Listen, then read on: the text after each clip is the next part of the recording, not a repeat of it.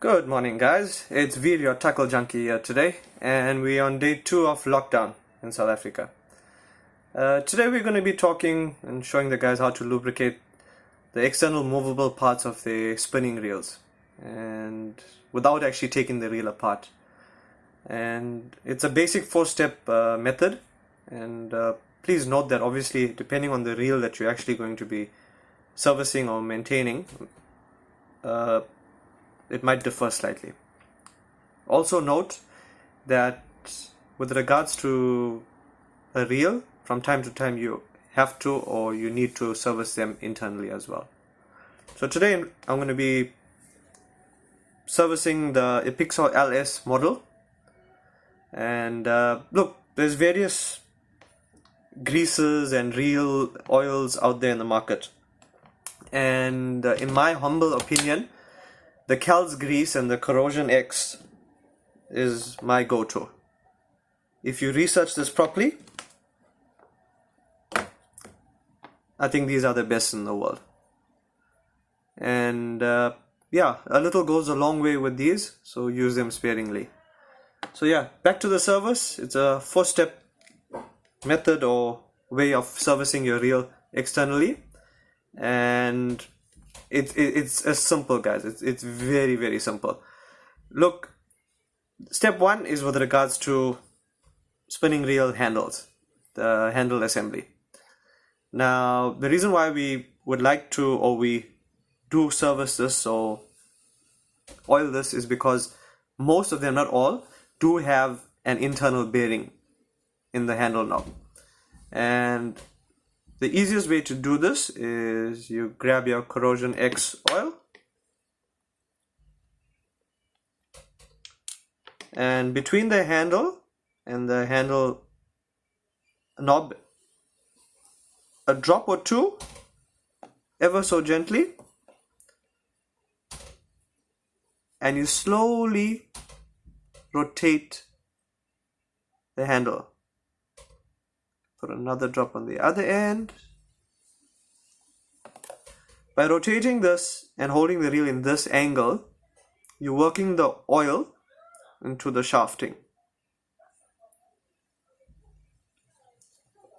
And that's it, guys, on your handle. Okay, step 2. Now this would obviously differ from reel to reel. Preferably we want to remove the whole handle assembly, and how we do that is one of two ways depending on the reel. It's either you'll have a cap on this end which you will unscrew,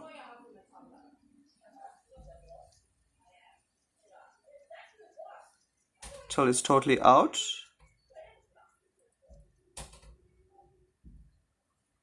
okay, that's got a long screw. Notice most of them will have a small plastic part or washer, keep that safely, and then you'll notice that the handle comes off. On other reels, such as the metalloid, you can open the cap, but to turn the handle, you move it anti-clockwise and it'll unscrew. Okay, back to the reel.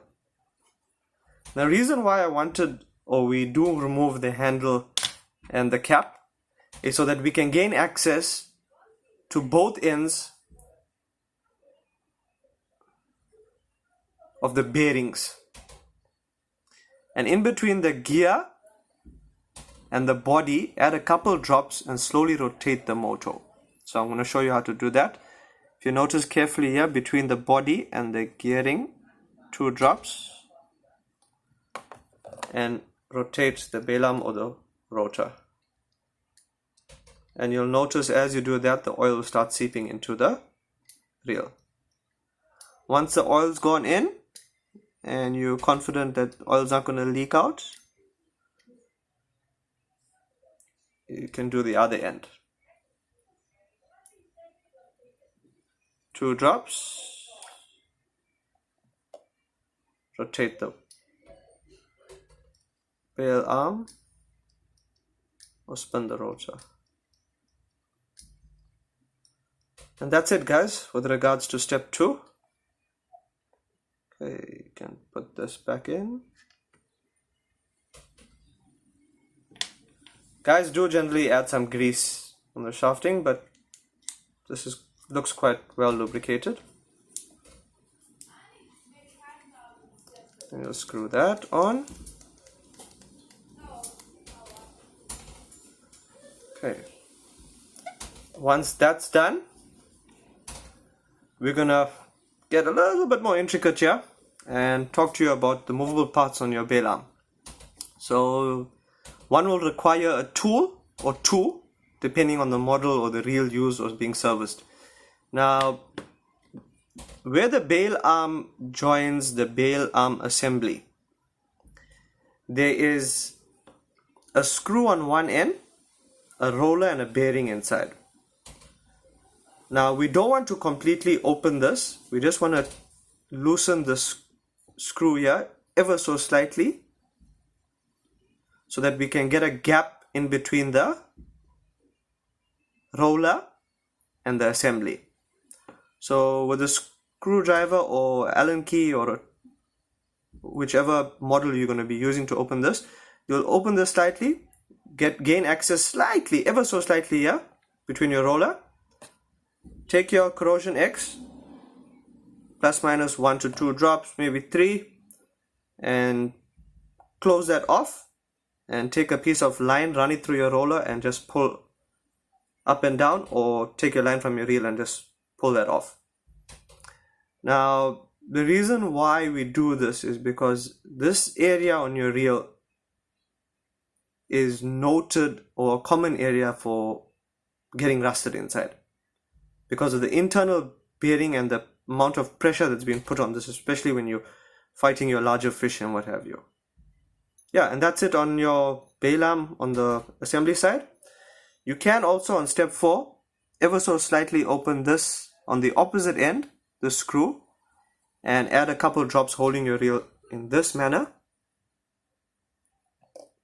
Close that and give your bail arm a couple open and closing springs. So yeah, that's it. It's basically 4 easy steps. This will definitely increase the longevity of your reel, and in the long run saves you moolah. So yeah, thanks for watching, guys. Please do share if you found this informative or it helped you in some way, and please stay safe, stay at home, and stay blessed during the current situation around the world. Cheers, guys.